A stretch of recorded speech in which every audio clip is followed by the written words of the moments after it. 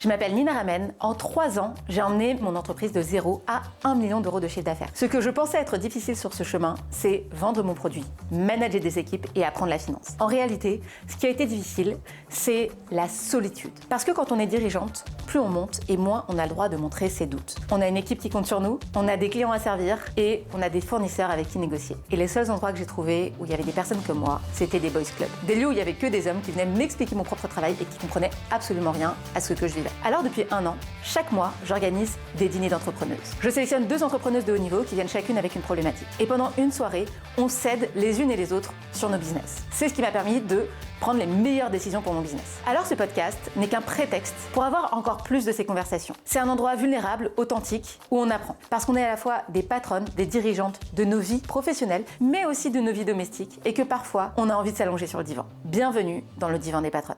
Jasmine est designer de mode. Elle est spécialisée dans les tissus éthiques. Elle voyage à travers le monde pour trouver les meilleures matières premières. Aujourd'hui, elle est à Bangkok, en plein marché textile. Elle tombe sur une soie artisanale parfaite pour sa prochaine collection. Elle discute avec l'artisan, négocie le prix et sort sa carte bancaire. Paiement accepté, 0 frais et 0 stress, grâce à sa carte Hello Bank Pro. Avant, c'était une autre histoire. Pour Jasmine, chaque achat à l'étranger venait avec son lot de mauvaises surprises. Frais bancaires, paiements exorbitants, moins de marge et des calculs incessants pour rester rentable. À chaque paiement, elle redoutait la note finale. C'est pour ça que cette saison est soutenue par Hello Bank Pro. Cette banque te permet de payer partout dans le monde sans frais. Et ainsi, de pouvoir consacrer ton énergie à ton business, à ta créativité et pas aux frais bancaires. Lorsqu'on est dirigeante, notre job, c'est littéralement de faire des choses qu'on ne sait pas encore faire et de les faire assez bien, assez vite, pour que la boîte puisse continuer d'exister et de grandir. Ce que j'ai appris ces dernières années, c'est que l'apprentissage n'est pas une option, mais devoir sans cesse étendre notre zone de confort, parfois, ça nous fait quitter notre zone de génie. Et parfois, on s'épuise, parfois aussi, on n'apprend pas assez vite et la boîte stagne. Personnellement, j'ai ressenti ça de plein fouet, le moment où mon entreprise grandissait plus vite que moi.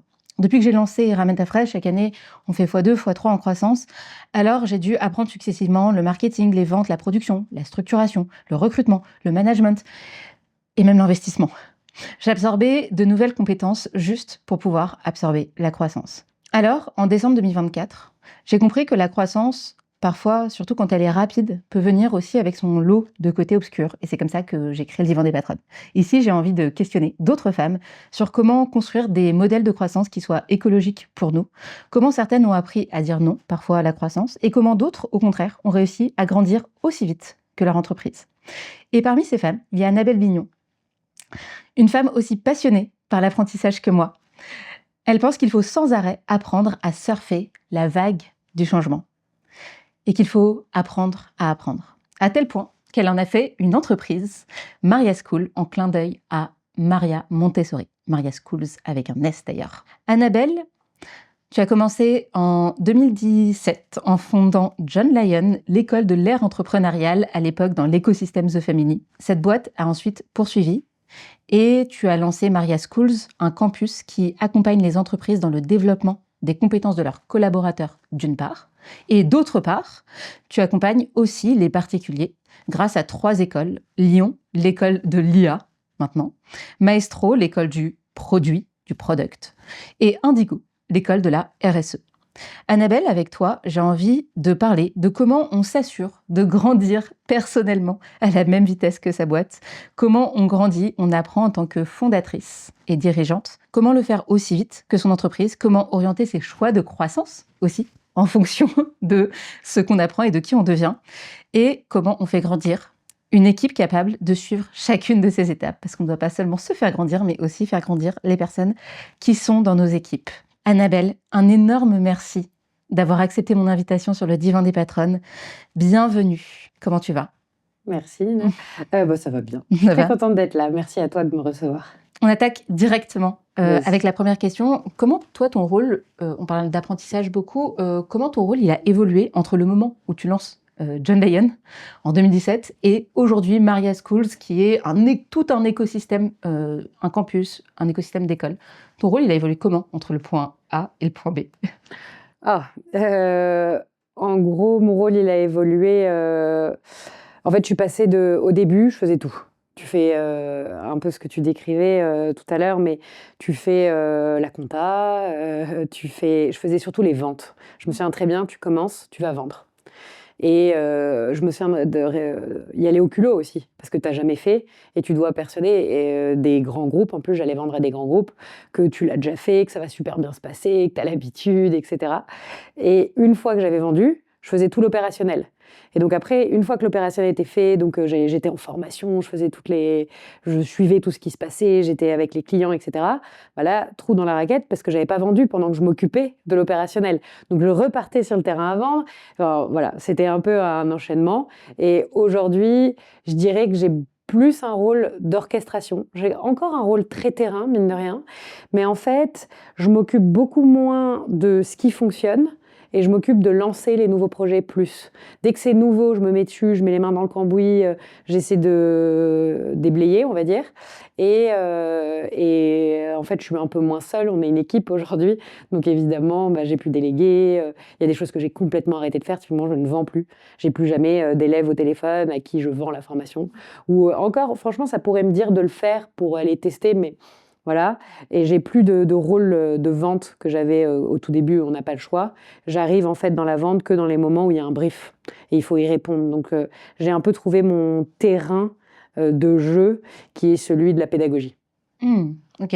Et donc de construire ce que tu appelles la pédagogie, c'est construire la brique d'après. La brique pédagogique d'après, c'est ça? C'est construire la brique pédagogique pour répondre aux besoins clients. Il y a un besoin, typiquement en ce moment, le gros besoin c'est l'IA. Complètement. Construisons la brique pédagogique pour y répondre, quoi. Ok, d'accord. Oui, donc c'est plutôt, en fait, tu as vraiment ce rôle de Kickstarter. Tu te repositionnes toujours au moment où on a besoin de lancer quelque chose. Exactement. Et après, tu repasses la balle à des personnes, tu recrutes des personnes pour ensuite faire opérer ce que tu faisais. Exactement. Ok. C'est un peu ça. Parfois, c'est avec les gens de l'équipe, parfois on recrute, parfois j'ai navigué dans le vide et en fait ça n'a pas marché. Ça dépend un peu de comment ça s'est passé. Mais en gros, oui, c'est complètement ça. Typiquement, on a lancé une fresque qui s'appelle la fresque des compétences et qui permet, c'est un super truc parce que c'est un atelier qui, en 3 heures, fait que tu as réussi à identifier tes compétences, ce qui n'est pas facile. Tu as compris ce que c'était. Et en fait, hyper important aujourd'hui de comprendre ce que c'est qu'une compétence, parce que c'est comme ça que tu vas un peu pouvoir maîtriser autour de toi pourquoi. Comme tu as compris ce que c'était, que tu as identifié celle que tu avais, tu as pris confiance, tu vois bien qu'en fait, tu as plein de choses avec toi, c'est super positif. Et comme c'est super positif et que tu as pris confiance, on arrive à les projeter sur, OK, qu'est-ce qu'il faut que tu ailles chercher aujourd'hui. Et donc ça, c'est un super atelier. Et au début, évidemment, j'étais ultra impliquée, j'ai fait les toutes premières fresques, j'allais chez les clients, fallait les mener. Aujourd'hui, c'est un produit, entre guillemets, chez nous, qui roule hyper bien et je m'en occupe plus. Ouais. Et justement, est-ce que dans l'évolution de tous ces rôles, je passe de vendre à j'opère, à je recrute des personnes pour opérer, puis je pilote des personnes qui elles-mêmes pilotent des personnes pour opérer, est-ce qu'il y a eu des moments où tu as eu le sentiment qu'il y avait des compétences que tu n'avais pas par rapport à ce dont la boîte elle avait besoin? Alors, franchement, ça c'est permanent, c'est un sentiment permanent. Okay. Je n'ai pas les compétences. Enfin, en gros, je trouve qu'il y a un truc très concret dans l'entrepreneuriat, c'est que tu as un sentiment d'amateurisme permanent. C'est exactement ça, merci de le dire. Et en fait, faut être hyper à l'aise avec ça. Si t'es pas à l'aise avec ça, c'est très dur l'entrepreneuriat. Je pense que d'ailleurs le monde d'aujourd'hui très incertain, qui demande d'être très entrepreneur, même quand tu es salarié, fait que les gens perfectionnistes galèrent un peu.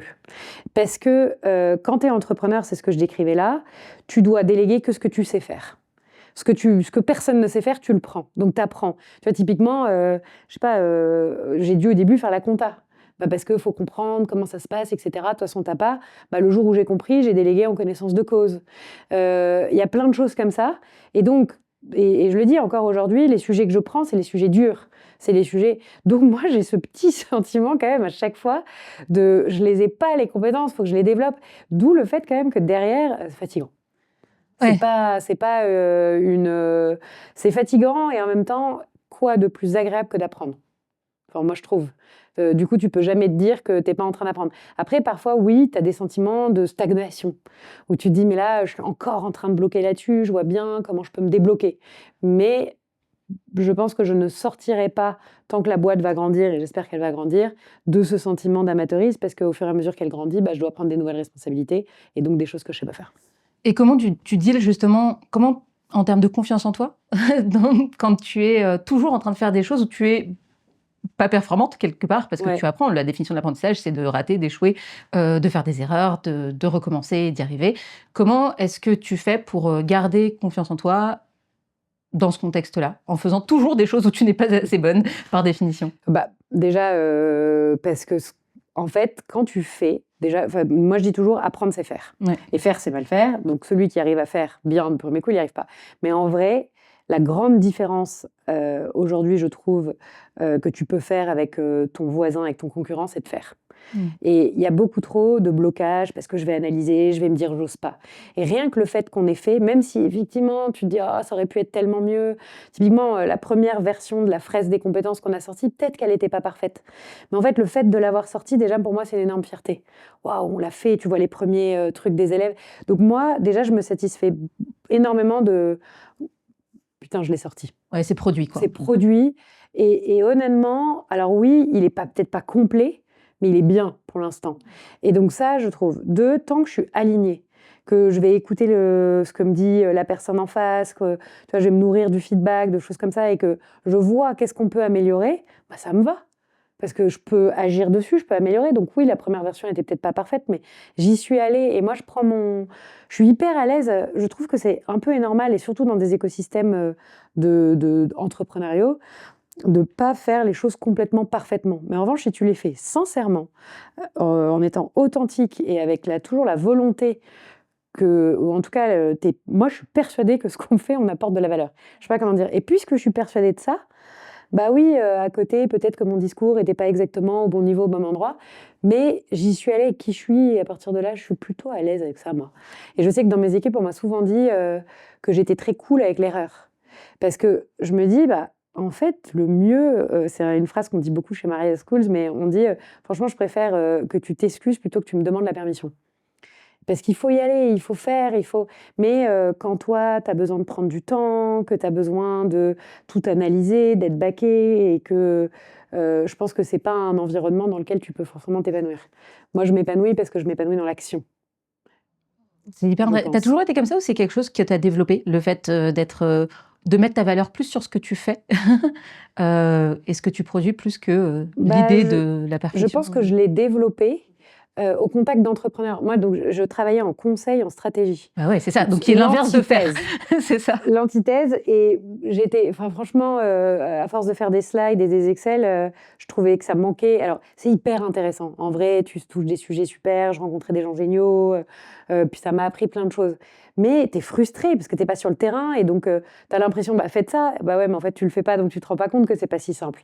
Et quand je suis arrivée dans l'écosystème The Family, un écosystème super entrepreneurial, ultra positif aussi, j'ai trouvé que c'était dingue le décalage d'état d'esprit entre des personnes qui avaient des boîtes où vraiment, moi je me souviens d'un mec, il était avec des cernes jusque-là, il avait une boîte de livraison pour des restaurants avec les marchés de Rungis. Et donc il allait au marché de Rungis super tôt le matin, il faisait tous ses livraisons toute la journée, le soir il était là à gérer tous ses problèmes admin, tous les trucs qu'il faut faire, etc.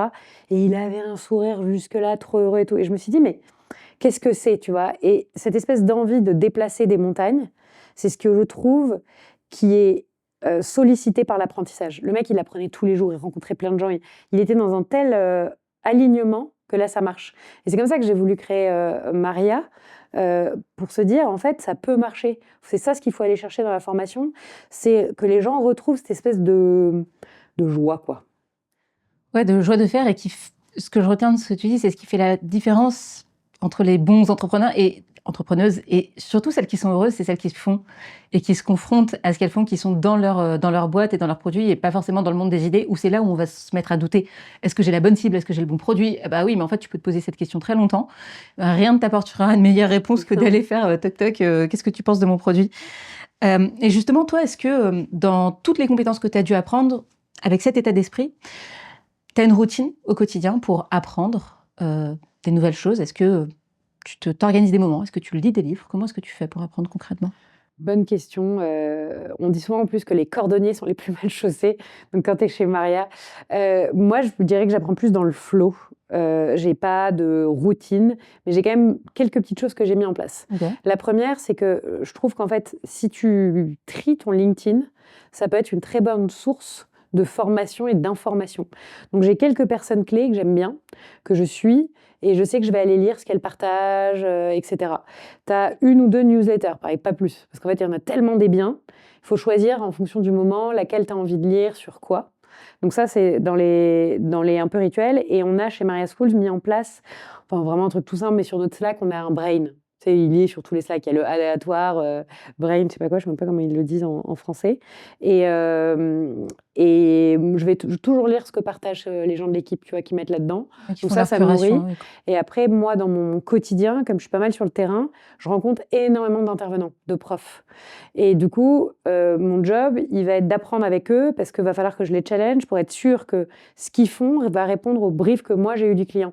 Donc, je suis vachement en interaction avec eux. Et en fait, ça me fait énormément apprendre. Ça, c'est un hack, ça. Traîner avec des gens qui apprennent. Et je dirais que quand tu rencontres quelqu'un, toujours te dire qu'est-ce que cette personne-là est en capacité de transmettre, parce que je suis sûre qu'elle a un truc qu'il faut qu'elle aille donner à quelqu'un. Tout le monde a des choses à partager. Et ça, moi, maintenant, j'ai un peu la fibre de « Ouh, toi, tu serais un super prof là-dessus, tu serais une super prof là-dessus. » Tu vois, c'est un peu un truc important. Après, ce que je pense aussi, c'est que et je le vois bien, hein, dès que j'ai la flemme, dès que, tu vois, on va me demander un boulot, je vais le faire un peu parce que, je sais pas, on est pressé. T'apprends dans l'effort cognitif. Ça, je l'ai remarqué. J'apprends quand je me suis un tout petit peu donné la peine de me prendre la tête.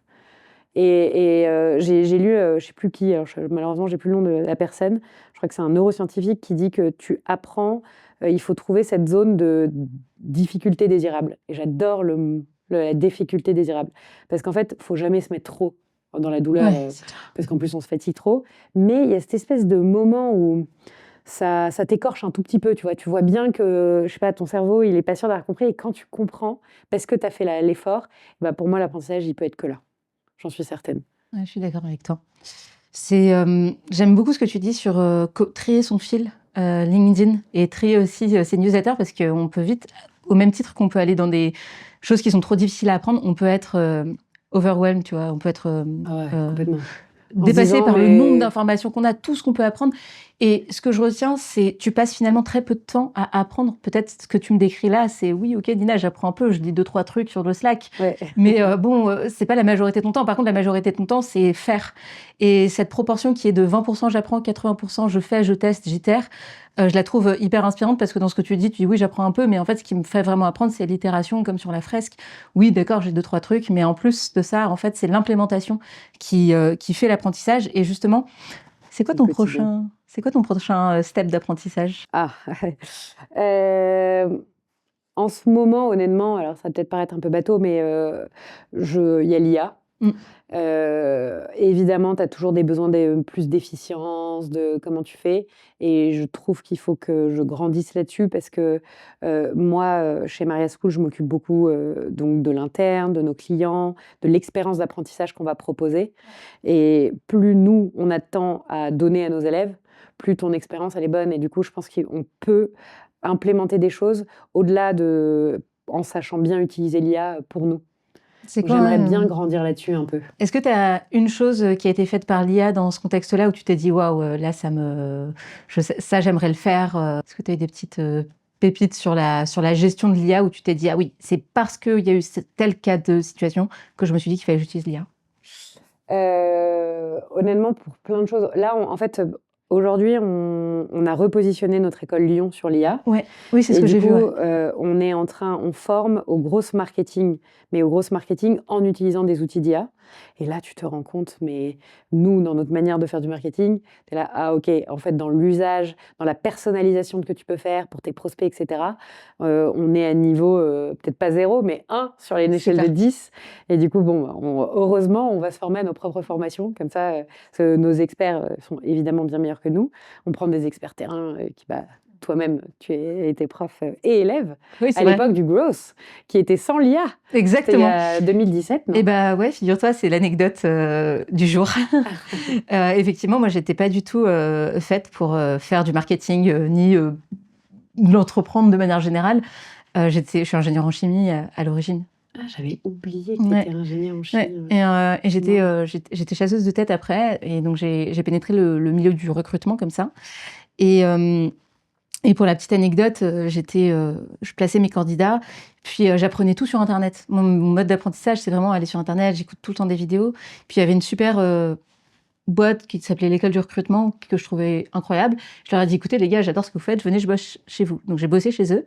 Et pour l'anecdote, c'est là-bas que j'ai découvert The Family, parce que dans cet écosystème-là d'école du recrutement, il y avait une Évidemment, ouais. personne qui faisait ça. Ok. Et je suis arrivée en tant que commerciale. Et sauf que, en fait, le commercial, ça me faisait chier. Et Ouais. moi, j'avais juste dit que je voulais faire ça parce que, en fait, je voulais juste bosser dans cette boîte que j'adorais. Donc, tu étais prête à prendre le job, quoi. Et j'étais prête à Donc, tu vois, faire après. Et ça, c'est déjà très entrepreneurial de faire je me ça. suis dit, c'est pas grave, je vais faire le Ouais. loup-garou. Personne s'en rendra compte. Et dans cette boîte, je me suis rendu compte que ce qui me plaisait vraiment, c'était le marketing. Et sauf que, personne voulait me donner du marketing à faire parce qu'on me disait, Nina, savais t'es pas gentille, faire. mais t'es pas compétente, quoi. Toi, t'es bonne à faire des calls et puis voilà, c'est bon. Et ce que j'ai fait, c'est que je me suis inscrite en loose day un peu à tout ce que je voyais, et notamment beaucoup chez The Family. Et c'est comme ça que je suis tombée sur Lyon, en me disant, je veux faire ça, et je veux vraiment avoir cette compétence-là. Et encore plus pour montrer à mes employeurs que j'avais un peu le pass, quoi, tu vois. Parce que même si j'avais beaucoup appris sur Internet, notamment à l'époque, c'était le growth et le marketing, je voyais bien que j'avais pas la validation du truc, tu vois, j'avais pas le tampon. Donc, Et tout d'un coup, là, tu avais le tampon. donc tout d'un coup, j'avais le tampon, et j'ai suivi, c'était la deuxième promo, et Ouais, je me c'était souviens, trop c'était bien. le tout début. Ouais, et c'était beaucoup. Et d'ailleurs, Ouais. à l'époque, c'était beaucoup des intervenants qui venaient, qui ont la particularité d'être sur le terrain, qui nous Ah, mais transmettaient. c'est notre manière de faire. Hein. Ouais, Montessori, justement.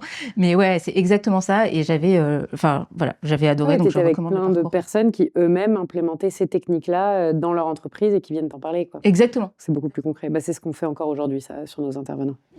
Et pour revenir sur l'IA, moi, une des choses que j'ai mis en place aussi récemment, c'est de faire analyser toute une partie du Slack par une IA, parce que tu sais, parfois, en fait, toutes les informations dans le Slack, j'arrive pas à Elles tout se suivre. perdent, ouais. J'arrive pas à tout suivre.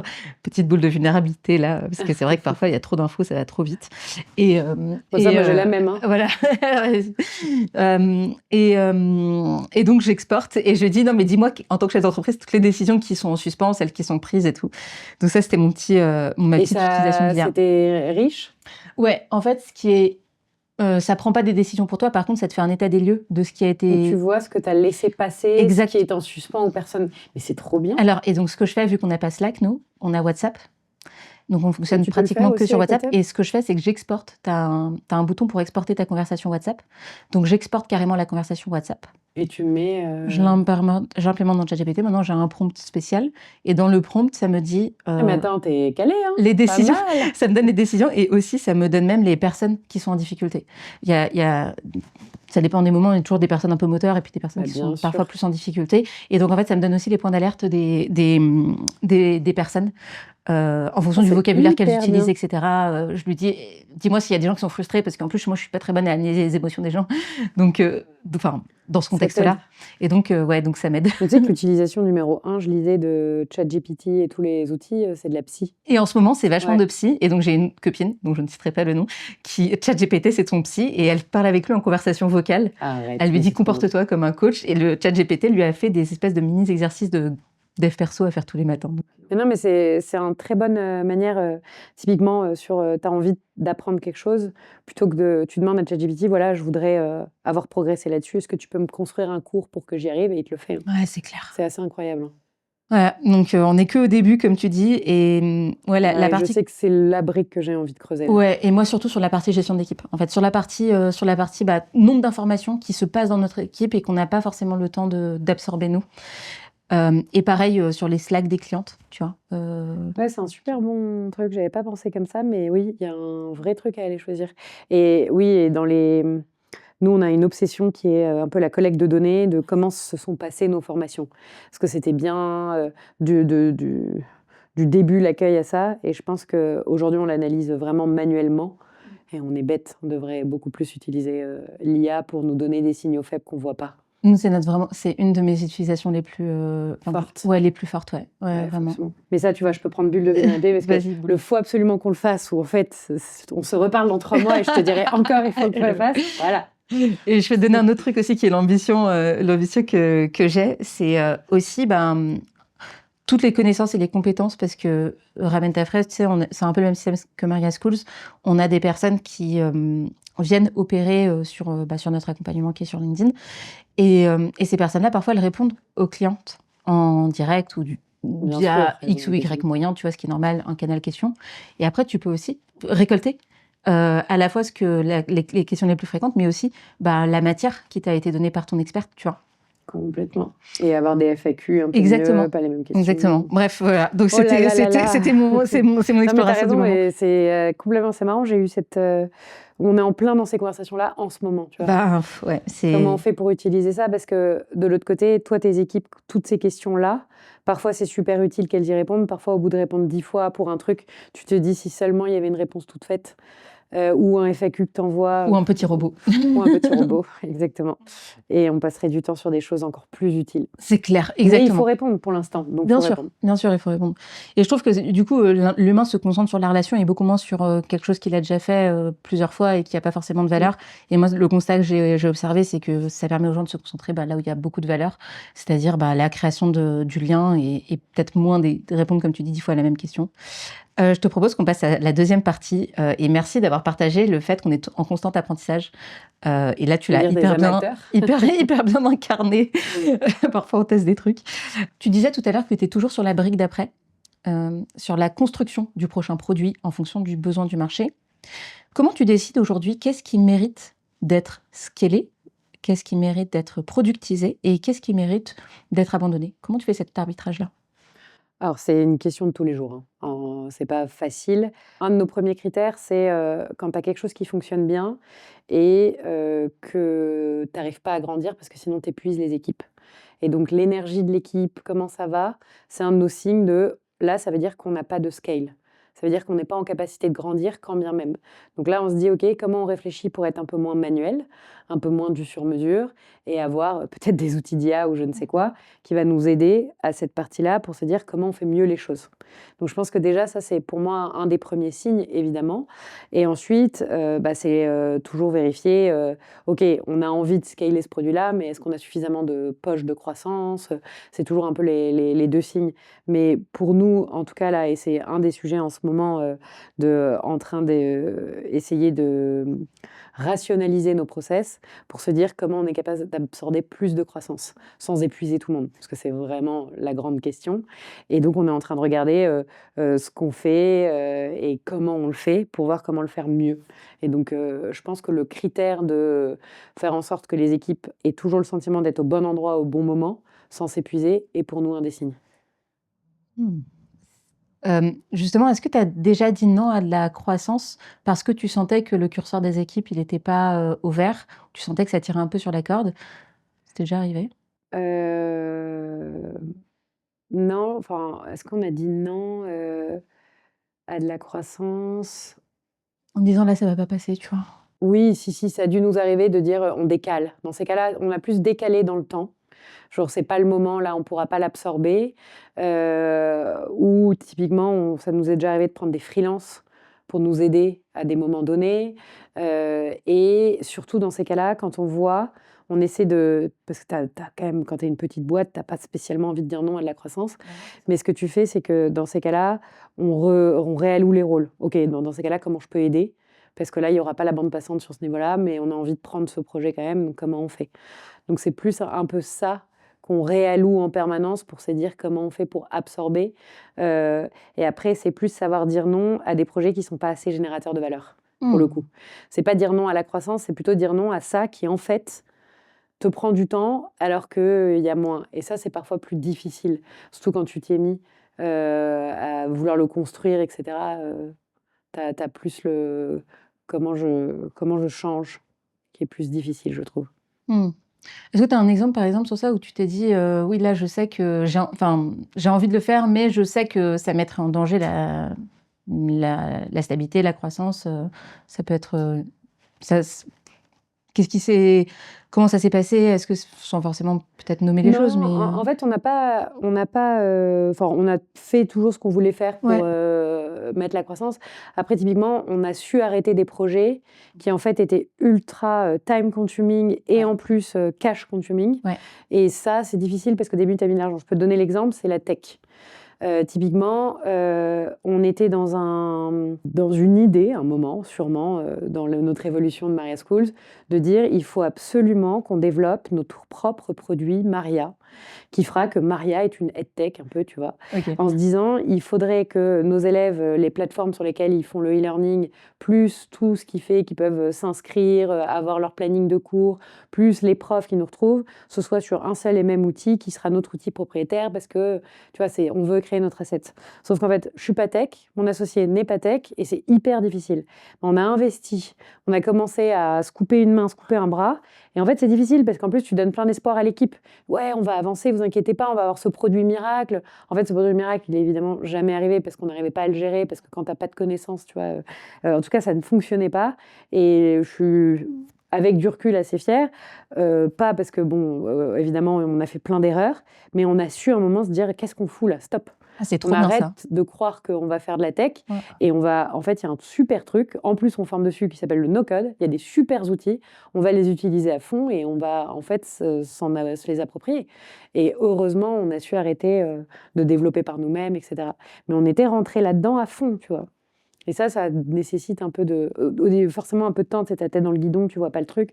Puis tout d'un coup, tu vois le mur en face en te disant, mais je vais continuer, là, ça va me prendre tout mon corps, stop, j'arrête. Ouais, C'est plus ça qui s'est passé, je Ouais. dirais. Mais c'est ce qu'on appelle le biais des coûts irrécupérables, quoi. Tu sais, à un moment, t'investis. C'est comme quand tu vas au ciné, le film, il est pas bien, mais tu restes quand même parce que t'as payé ta place et t'en mais non, en fait. Ou quand t'as commencé à faire la queue, et du coup, tu dis, bah ça fait 10 minutes, mais en fait, si c'est encore 1h30, stop. Ouais, c'est exactement ça. Je trouve que Je vois très bien. T'as des garde-fous pour faire ces choix-là? Ou... Nous, on a des actionnaires. Vous êtes déjà 2 aussi. On est 2. Ouais. Donc, déjà, on est 2. Forcément, tous les membres de l'équipe, notre directrice financière, mine de rien. Tout ça t'aide, tu vois. Donc, oui.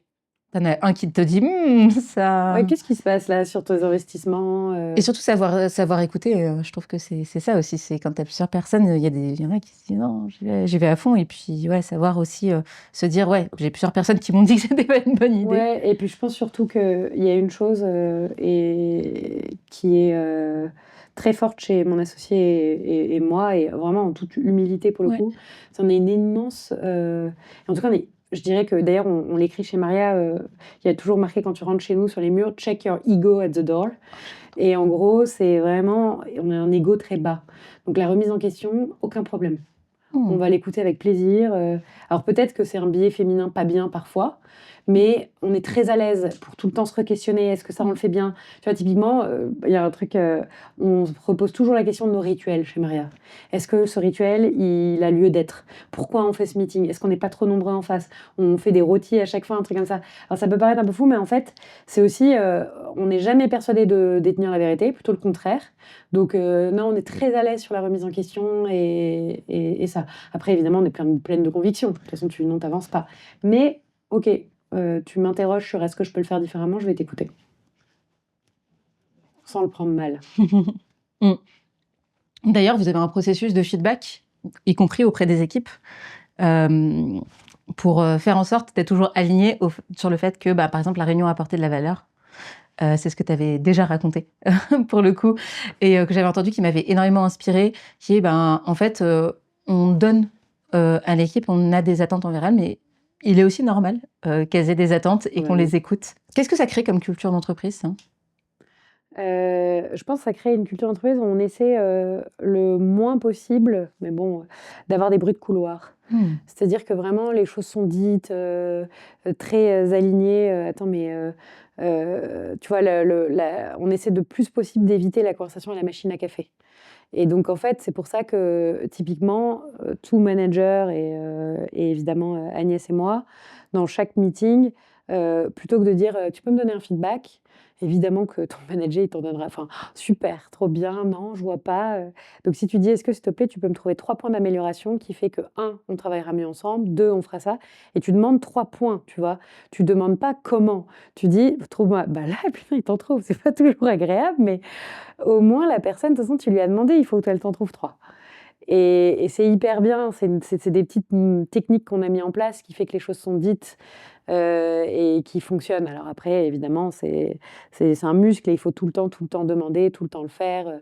Et on essaie au maximum d'être le plus vigilant possible là-dessus. Je le garde dans ma besace, ça. Ouais. Merci, parce que je vais m'en servir pour moi. Ouais, Au tu lieu de vois, demander à la ça, je- personne...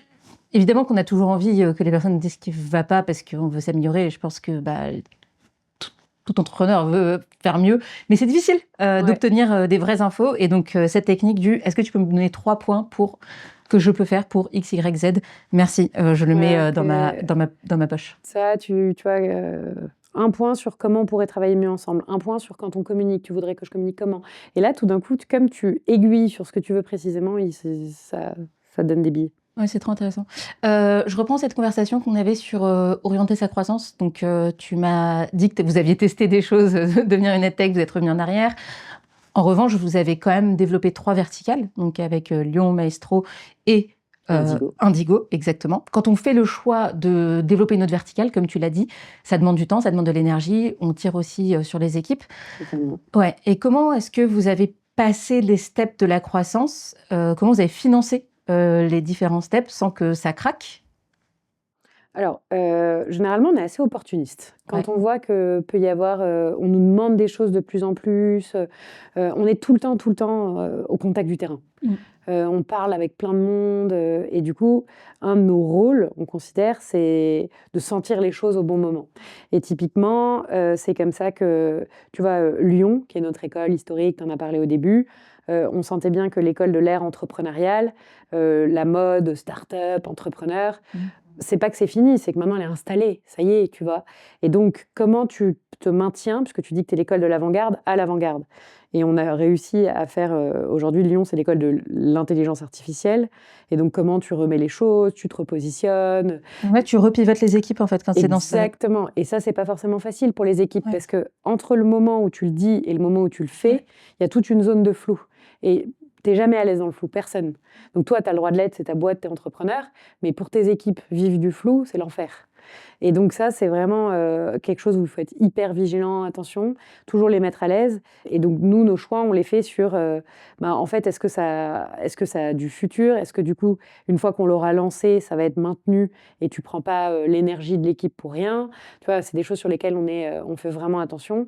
Et nous, en fait, on a été financés en 2020. Ouais. Parce que, en gros, moi, j'ai repris au début Lyon qui appartenait à The Family. Ok. Et donc, je me suis occupée de cette école en prenant un petit pourcentage de l'école. Et en 2020, on a levé des fonds pour racheter les parts de Lyon à The Family et pour se donner les moyens de lancer Maria Schools. Mais depuis, nous, on est rentable, on a notre trajectoire et on n'est pas allé rechercher à lever des fonds en permanence. Ouais, donc en fait, vous êtes... à part ce levée de fonds que vous avez fait pour racheter les parts à The Family, la croissance que vous faites, elle est générée par... elle est autofinancée, quoi, Ouais, quasiment, en fait. Depuis. Exactement. Au début, non, maintenant, elle l'est, ouais. Ouais.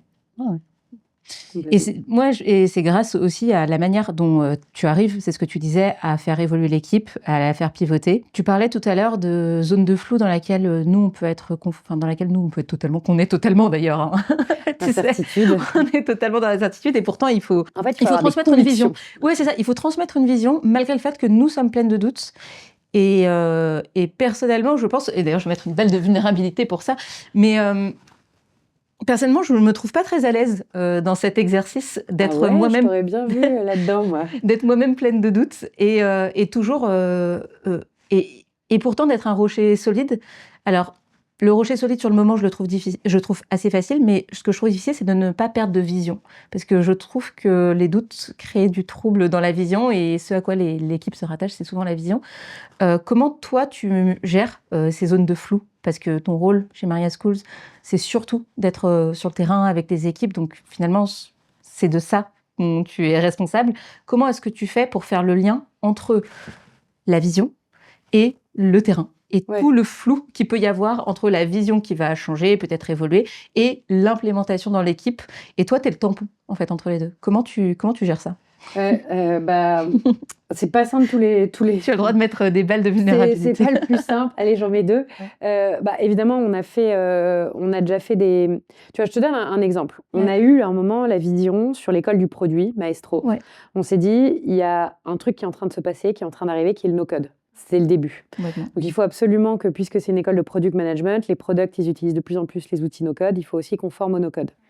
Et donc, on a lancé sur l'école, on a dit, il faut un nouveau programme, phare, etc. En fait, on était complètement en avance de phase. Les gens n'étaient pas encore complètement prêts. Même nous, en fait, dans les profs, tu sais, on va chercher des profs terrain qui s'y connaissent. Il n'y en avait pas tant que ça. Donc, au début, notre programme était sûrement pas complètement le bon. On n'avait pas, et on a franchement un peu épuisé les équipes. Parce que tout d'un coup, elles se donnaient vachement de mal pour lancer un programme qui prenait pas. Quand bien même on continuait à y croire, aujourd'hui, c'est un de nos plus gros programmes. Donc, on a bien fait d'y croire, on y a été un peu trop tôt. Et donc ça, comment tu maintiens la vision alors que tu as des difficultés sur le coup, mais tu vois bien, bah, contact terrain avec les retours de ceux qui en fait se sont inscrits, qui te disent mais c'était génial, j'ai fait ça, progression et amélioration continue, ça t'aide, parce que tu vois que tu améliores, que tu as un peu plus de répondants, tout le temps. Nous, on a sur notre fameux Slack d'équipe, on a un channel qui s'appelle le Boost. Et du coup, on met tous les feedbacks qu'on récupère, tous les trucs, tout ce qui nous booste. Le mur Et donc de ça, l'amour. hyper important. Ouais. Et après, je pense qu'il y a 2 choses qui nous guident énormément chez Maria et qui sont hyper, hyper importantes pour nous. Et il y a pas, on fait un team meeting par mois. On répète sans arrêt quelle est notre mission. Notre mission de boîte, tu vois, rendre l'apprentissage souhaitable, permettre le développement de l'employabilité à vie, c'est fort, tu vois. Et en fait, qu'est-ce qu'on met derrière l'employabilité, nous? On met le fait que tu as confiance, tu es libre de faire des choix dans ta vie professionnelle. Et ça doit toujours, toujours, toujours orienter, c'est ta boussole. Est-ce que si tu fais cette formation, est-ce que si tu choisis de prioriser, je sais pas, de s'occuper de cet élève plutôt que de s'occuper de ça, tu es dans la mission de Maria. Et tu vois, le fait qu'on soit une entreprise à mission depuis quasiment notre création est hyper fort là-dessus. En tout cas, nous, c'est une sacrée boussole, c'est une boussole pour l'équipe. Et puis après, on a décliné cette mission avec une vision business. Ok, donc qu'est-ce que ça veut dire? Qui on a envie d'être dans les acteurs de la formation? Et donc, quels moyens on a envie de se donner? Et ça, tous les mois, on le répète en le racontant dans une anecdote un peu différente. On dit toujours que la répétition fixe la notion, hyper important. Et en fait, je pense que dans ta manière de donner la vision de ta boîte, il faut la donner de 18 manières différentes, 18 fois tout le temps. Et chacun va en prendre un peu ce qu'il veut, mais c'est toujours ce qui, dans les zones de flou, en fait, je sais que je fais ça pour donner confiance à tous les collaborateurs qui rentrent chez Maria Schools. Ils en ressortent, ils ont plus confiance en eux. Ils se sentent plus employables. Parce que finalement, aujourd'hui, personne ne sait rien. Et donc, en fait, il faut mettre à l'aise les gens avec le fait qu'ils vont juste faire qu'une seule chose, c'est d'apprendre. Et si tu arrives chez Maria School à déjà donner confiance, t'imagines ce que tu as réussi à faire. Et ça maintient tout le monde. Et ça te donne ton ambition. Puis tu te dis que si on arrive à faire ça, compte tenu du contexte, on peut que croître, tu vois. Il peut y avoir que des demandes. Donc, voilà. C'est hyper inspirant. Et justement, quand tu reviens sur des décisions, notamment, bah, tu vois, hey, les gars, on va devenir une EdTech. Bon, ok, en fait, on va plus devenir une EdTech parce que c'est la galère. On va arrêter. Comment tu gardes de la crédibilité ou de l'engagement auprès des équipes qui potentiellement ont bossé sur le produit. Enfin, ouais, non, c'est compliqué. Voilà, parce que, en fait, tu vois, t'as ce truc où toi, tu vas potentiellement pivoter et puis voilà, tester. Comment est-ce que tu fais pour que ça soit pas un chaos absolu à chaque fois que peut-être que tu vas me dire ça l'est. Non, vulnérabilité, c'est jamais simple et on a fait plein de conneries. Ouais. Mais je dirais que dans tout cas, ce que j'ai appris là-dessus, c'est déjà, nous, on essaie toujours de tenir au courant. Ouais, okay. Donc, on est hyper transparent sur où on en est. Parfois, on se dit, là, on peut exprimer nos doutes. Là, il faut faire attention parce qu'en fait, on n'est pas là pour donner notre pression aux équipes. Au contraire, il faut les protéger. Et je me souviens très bien d'un moment où il y a eu un peu une vague de départ chez Maria Schools. Pourquoi? Parce que tu avais ceux qui étaient là à l'époque, un peu Lyon, The Family 2017. Et puis, tu as eu...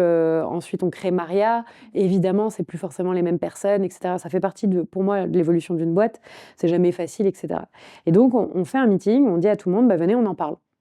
On sait que c'est un moment où il y a des départs, des arrivées, ça peut changer, est-ce que vous voulez nous en parler, etc. Et donc après, on prend le pouls, on demande le feedback des gens sur la qualité de la réunion, est-ce que c'était bien, etc. Et je sais que je me suis enterrée très bien de quelqu'un de l'équipe, je crois que c'est un anonyme, je ne sais plus qui, mais qui a écrit quand même, c'est un moment dur, je vous ai trouvé trop sereine. J'ai trouvé ça dur parce que je me dis, évidemment qu'on ne peut pas vous dire qu'on panique. Donc oui, il faut vous montrer qu'on tient la route, que ça va aller. Et j'ai adoré En fait, vous étiez un peu trop sereine, c'est pas un moment de sérénité. Bah si, mon rôle, je pense qu'il est de te montrer que je suis sereine. Et en vrai de vrai, quand tu es aligné et tout ça, bah si, tu es serein. Mais ça m'a fait trop marrer de voir ça, parce qu'on nous a critiqué de montrer de l'assurance à un moment où oui, c'était difficile. Et en revanche, je maintiens aujourd'hui qu'il faut en montrer pour tes équipes, c'est important dans ces moments-là. Complètement. Et je vais creuser, parce que j'ai plein de questions qui me viennent. Merci d'ouvrir autant de portes parce que ça m'inspire énormément. Est-ce que tu sens que justement il y a des cycles, tu as parlé du premier cycle The Family versus Maria Schools, une partie de l'équipe qui part. Est-ce que tu penses que la boîte, en fait, au fur et à mesure qu'elle se transforme, qu'elle croît, donc ça peut être pas forcément croître, mais ça peut être juste en fait pivoter. Est-ce que tu penses qu'il y a ce cycle de personnes en fait qui étaient les bonnes personnes, par exemple, de 0 à 5, puis en fait qui de 5 à 10 ne sont plus forcément les bonnes, ou de 10 à 20, de 10 à 30? Est-ce que c'est quelque chose que tu as constaté ou... Oui, forcément un peu. En fait, je pense qu'au début, dans une entreprise, quand vraiment c'est le tout début comme on a eu, où ouais, c'est ça. tu es seul, et donc puis tu es 2, puis tu es 3, puis tu es 4, puis tu es 5, Tu définis tu as ma vie. besoin du même profil que toi. C'est-à-dire de gens super couteaux suisses, qui sont prêts à tout faire. Et puis au fur et à mesure, je trouve que tu grandis et que tu as des seuils de croissance, tu as besoin d'expertise. Et donc, forcément, les personnes qui sont couteau suisse, elles ne se sont pas forcément expertisées, entre guillemets. Elles ont énormément grandi. Et donc, souvent, même pour leur carrière, il vaut mieux qu'elles aillent prendre l'expertise soit ailleurs. Donc oui, je pense. Après, je pense que c'est super sain. Ouais. Et nous, on s'est toujours dit que si on pouvait être un super tremplin qui fait que tu commences chez Maria et après, grâce à ça, tu obtiens un poste de ma boule, mais 1000 fois, quoi. Donc, je suis assez sereine là-dessus. Après, ce qui est incroyable aussi, c'est ceux qui... en tout cas, nous, c'est comme ça qu'on recrute. Je me dis toujours qu'il faut que cette personne soit absolument meilleure que moi. Et ça, c'est trop bien. Enfin, plus tu as des gens excellents, bien meilleurs que tous les autres, tout le temps, plus ça nourrit les équipes. Et donc, il y a vraiment de tout. Mais oui, tu as forcément au début pas du tout besoin des mêmes personnes qu'après, quoi. Et je pense que nous, dans 5 ans, on n'aura pas non plus besoin encore. Et même moi, peut-être que dans 5 ans, je serai plus du tout au même endroit et il faudra que j'aille creuser autre chose parce que j'en sais rien, tu vois.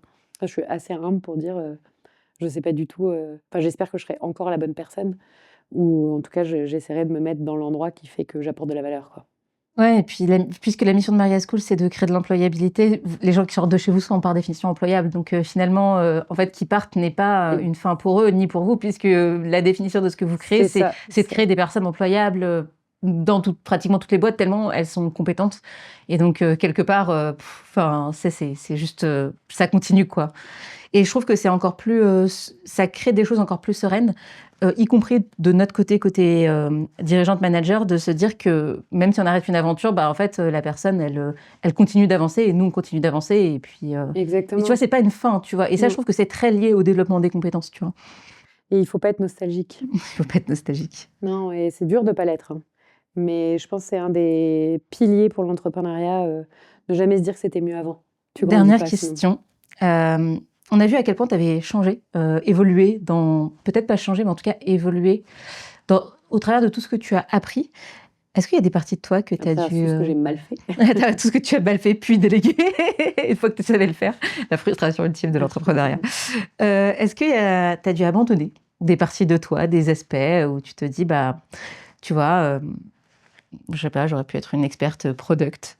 Et puis en fait, il faut que je parte sur autre chose. En fait, il faut que je parte sur autre chose. Ouais. Non, plutôt le contraire, moi, je dirais. Ok. C'est assez marrant. Récemment, on a fait avec l'équipe, super projet d'équipe d'ailleurs, l'exercice du disque. Tu sais, connaissance de soi. Et en fait, tu le fais en équipe, ça apprend à mieux se connaître, s'adapter les uns aux autres et tout. Et quand tu fais cet exercice-là, tu as ton profil adapté, c'est-à-dire celui que tu fais au bureau parce que tu n'as pas le choix, t'es ça, et puis tu as ton profil naturel. Et moi, j'ai une spécificité, c'est que j'ai 100% le même profil au naturel et en adapté. Et donc, je pense que pour le coup, plus, et ça, à mon avis, je ne l'avais pas forcément avant, et plus je grandis dans l'entrepreneuriat, plus je viens avec qui je suis. Et moi, je suis pleine d'aspérité. Je suis assez authentique, je dis les choses comme elles sont, etc. Et j'ai appris à les cultiver plutôt que de me les cacher, parce que je pense que quand tu veux faire, il faut y aller et être qui tu es, quoi.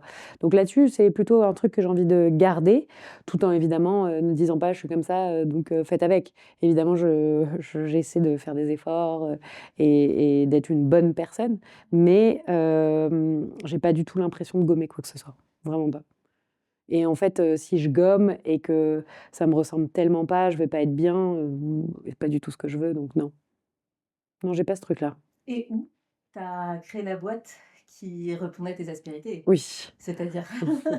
Non, complètement, bah Tu vois, c'est peut-être que c'est même l'inverse. C'est qu'en fait, au fur et à mesure du temps, tu as eu la possibilité de créer une boîte qui était 100% alignée à toi et donc peut-être, mais en fait, pour la vérité, c'est que je me souviendrai toujours, j'avais été coachée, pour prendre la parole en public. Oui. J'étais pas du tout à l'aise et je me souviens de la personne me disant: «Mais Annabelle, tu ne finis pas tes phrases. Tu es comme ça. Tu as plein d'idées, tu y vas, donc arrête de vouloir finir tes phrases quand tu prends la parole. Tu n'es plus toi et ça ne passe plus».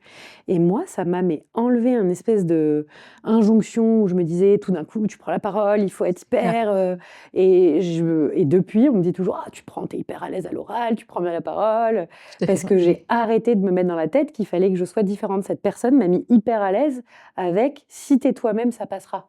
Et je pense que ça d'ailleurs, c'est un truc très difficile pour souvent les équipes, etc.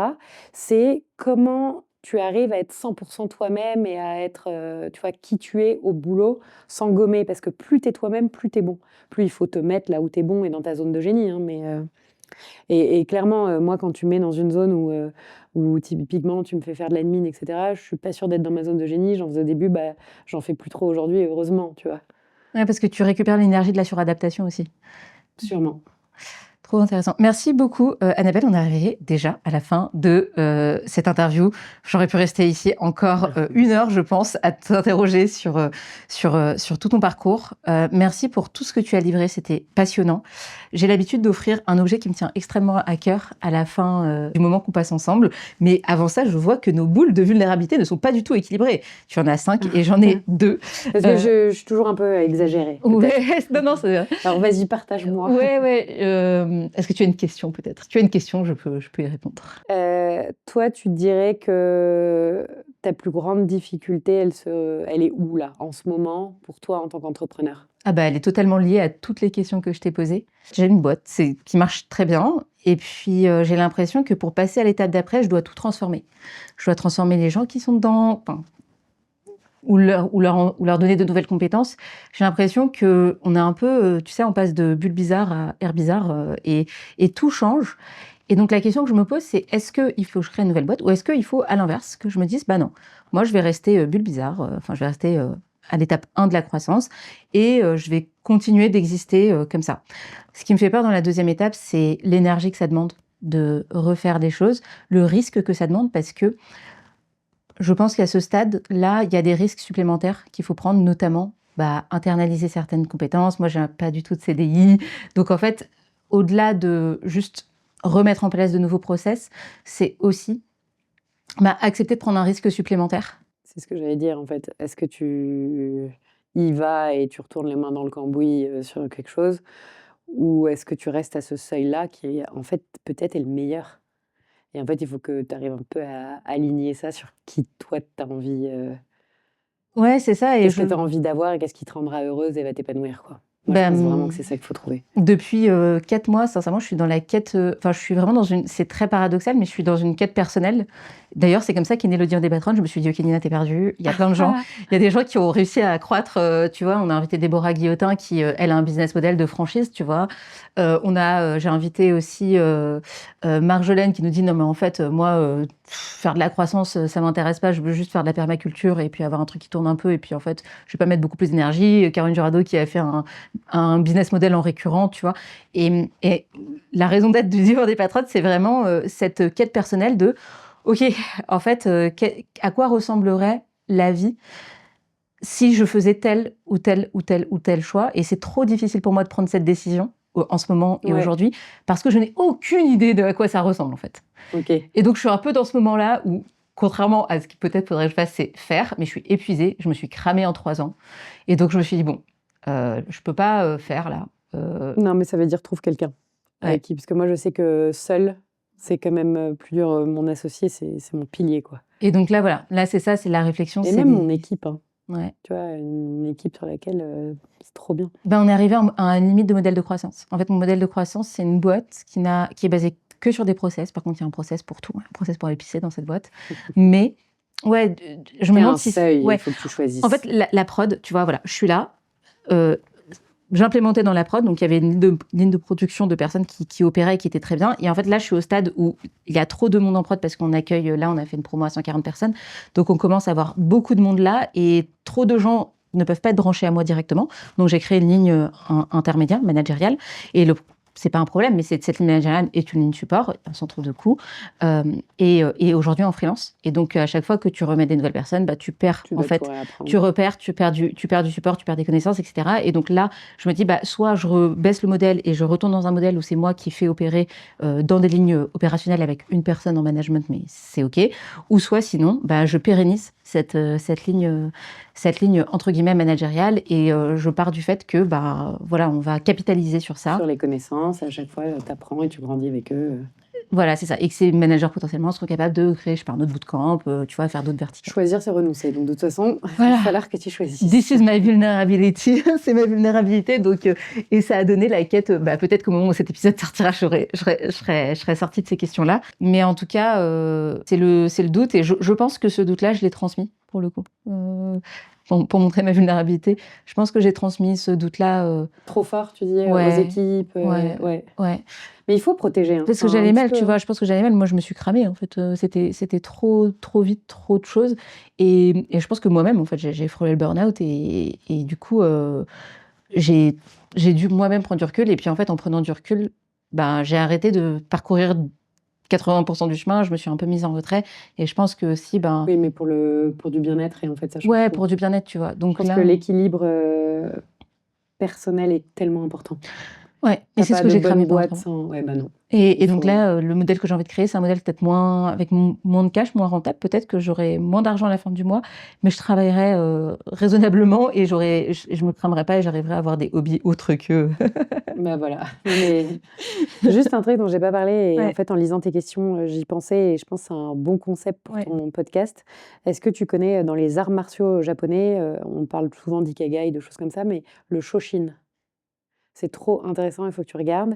C'est l'esprit du débutant. Oui. Et en fait, il t'explique que plus tu es bon dans les arts, plus tu es un expert, plus il faut que tu aies l'esprit du débutant. Et donc, en fait, plus il faut que tu saches dire « je ne sais pas ». Et en fait, aujourd'hui, on a toujours l'impression que, puisque dans les entreprises, hein, nous, on forme énormément de collaborateurs de plein de grands groupes, dans plein d'endroits, et parfois, tu as grandi dans les échelons, tu es devenu, tu vois, ou même quand tu es entrepreneur, tu te dis « je dois savoir ». Et en fait, non, tu dois être encore plus dans un état d'esprit de « je dois aller découvrir, je dois aller à la quête, je ne sais pas ». Et donc, c'est comment tu te mets dans cet état d'esprit permanent, et ça, moi, je trouve ça passionnant, et ça devrait tous nous guider tout le temps, et on devrait être... En fait, aujourd'hui, ton pouvoir, il n'est pas de savoir, il est d'apprendre. Et à partir du moment où tu comprends que ce qui me rend fort, c'est d'apprendre, je trouve que toute ta perspective, elle est bouleversée, elle change, et tu es en fait beaucoup plus à l'aise avec l'incertitude, avec l'échec, et puis c'est pas échouer pour échouer, on n'est pas là pour parler de médiocrité, on est là pour apprendre parce qu'on a fait un petit truc, quoi. Ouais. Et autour de toi, dans ton équipe, tu crées aussi cet écosystème de valeurs qui fait que le doute et le fait de ne pas savoir est valorisé. Ah bah, Et donc, tu crées aussi cet écosystème-là où ne pas savoir et dire je ne sais pas et avoir des doutes sécurise pas aussi ton équipe. Et donc, tu vois, là, par exemple, je pense que une des choses qui s'est passée, c'est que ce système de valeurs, quand bien même il est assez intégré pour moi, je l'ai peut-être pas suffisamment, tu vois, en tout cas, fait infuser dans la culture, au point que, le doute a laissé place à oui, mais ton doute, il est sur ta l'incertitude. vision. Ouais, c'est plus difficile. C'est ça qui est dur. Il te faut une vision. Ouais, c'est ça. Celle-là, elle doit être stricte, on sait où on va. Ouais, c'est ça. En gros, tu sais, on dit aujourd'hui, tout est tellement incertain que tu ne connais plus le chemin. Tu n'as plus besoin du GPS. Tu sais pas tout à fait le chemin, mais il te faut absolument un cap vers où on va. Qu'importe comment on y aille, vers où on va. Toi, tu sais pas exactement vers où on va parce que tu es en pile en train de prendre soit A, soit B. Ouais. Et ça, c'est ton choix, c'est pas celui de ton équipe. C'est Et exactement toi, pour ça. l'instant, il faut leur dire que A ou B. En tout cas, je pense. Bah voilà, c'est ça. Et donc pour revenir à la vulnérabilité, là, j'aurais pu mettre tout le pot, là, vraiment. Annabelle, elle m'a cuisiné. Ouais, et du coup, c'est une quête de soi. Et à partir du moment où toi, t'es pas sécure avec toi-même, ou t'es pas, en tout cas, sûr de toi, en fait, quelque part, ton équipe. Après, les clients, c'est autre chose parce que c'est ton expertise et tout, tu vois. Ouais, niveau équipe, ça, c'est mon doute du moment, en tout cas. Et c'est la quête. Peut-être que quand cet épisode sortira, je serai fini cette quête. Mais en tout cas, dans cette quête-là, j'ai aussi exploré un nombre de choses incroyables. Donc, j'ai arrêté mon produit. J'ai dit que c'était la dernière promo de l'année. Là, Ouais, les ouais. 140 personnes Ouais. en même temps, J'ai incroyable. arrêté. Alors que, tu vois, en fait, en 6 mois, on a fait le chiffre d'affaires de l'année dernière. Et donc, je me suis dit, OK, là, tu as 2 choix. Soit tu doubles, soit tu arrêtes. Et j'ai fait le Tu prends choix. vraiment le temps de Voilà. réfléchir à ce que tu veux Exactement. Et c'est faire. comme ça qu'est né le divan des patronnes, etc. Donc là, concrètement, j'ai 6 mois où je me suis laissé la possibilité. C'est pas grave, il y a des gens qui attendent pour faire le bootcamp. Bah, tant pis, ils apprendront 4 mois de plus. Je pense pas que LinkedIn soit si important dans la vie de quelqu'un. Et je laisse 6 mois pour aller dans cette quête de qui je suis, ce que je fais. Donc voilà, je bien. fais plein de trucs, je fais des ateliers créatifs. Voilà, donc je découvre Mais plein t'as d'aspects de raison. moi-même. Et en tout cas, j'espère arriver un peu plus à de la compréhension parce que pendant 3 ans, j'étais pilote automatique. Il y a toujours l'étape d'après. Et tu la connais, l'étape d'après. L'étape d'après, étape d'après, étape d'après. Et là, c'est la crise du million. Donc je me dis, OK, c'est quoi l'étape d'après? Quoi? Comment ça? 1 million? 10 millions. Ouais, mais en fait, tu vois, mon cerveau, il n'a pas Je switché. comprends. Merci beaucoup, Annabelle. On a Merci à totalement toi. prolongé la fin de ce podcast, mais je ne pouvais pas laisser cette jarre aussi vide. Donc, je reviens à l'objet que j'offre. C'est un objet qui me tient particulièrement à cœur, puisque c'est un objet avec lequel je commence ma journée. J'ai écrit 3 pages manuscrites, parce que comme ça, j'écoute mes pensées. J'essaie d'écouter ce que j'aime, ce que j'aime pas, parce que c'est pas toujours facile. Surtout dans une société où on est habitué à répondre à beaucoup d'injonctions et beaucoup d'attentes. Donc, les attentes de la société, les attentes de l'équipe, les attentes des clients. Et c'est pas toujours facile de savoir ce que nous, on a envie, ce dont on a besoin. Donc, j'écris dessus, c'est totalement déconnecté. Après, j'y fais mes to-do. Après, parfois, je dessine des choses, parfois je raconte des histoires, parfois je fais des choses créatives. Et le soir, à la fin de ma journée, je me fais toujours un petit auto-débrief. Qu'est-ce que j'ai noté aujourd'hui? Qu'est-ce que j'ai noté? Qu'est-ce que j'ai appris? C'est marrant, c'est dans mon système de valeurs l'apprentissage très très haut.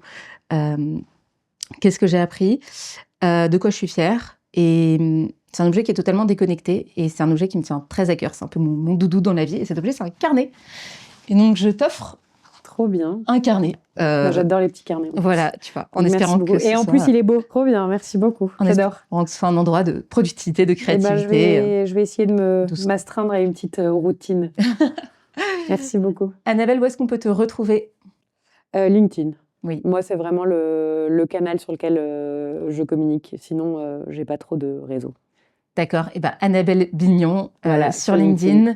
On mettra le lien en description de cet épisode. De mon côté, si vous avez apprécié cet échange, partagez-le. C'est la meilleure chose que vous puissiez faire pour faire connaître le divan des patronnes. Laissez aussi un commentaire pour savoir si vous avez regardé jusqu'à la fin. Ça me fera très plaisir. Et de mon côté, on se retrouve dans le prochain épisode et dans la newsletter dont le lien sera également en description. Je vous dis à très vite dans le prochain épisode du Divan des Patronnes. Annabelle, un énorme merci. Si tu as aimé cet épisode du Divan des Patronnes, il y a 2 choses très importantes que tu peux faire. Abonne-toi à la newsletter pour avoir les bonus de chaque épisode, accéder à la communauté du Divan des Patronnes et être informé des prochaines sorties. Le lien est en description. La deuxième chose que tu peux faire si tu veux vraiment m'aider dans le lancement de ce projet, c'est de laisser 5 étoiles sur la plateforme de ton choix et surtout de me dire ce que tu as aimé dans l'épisode. C'est ce qui me permet de te proposer le meilleur contenu à chaque fois. Et quand j'ai un petit coup de mou, je relis ces commentaires pour me donner de la force. Alors, merci pour ton écoute et à très vite.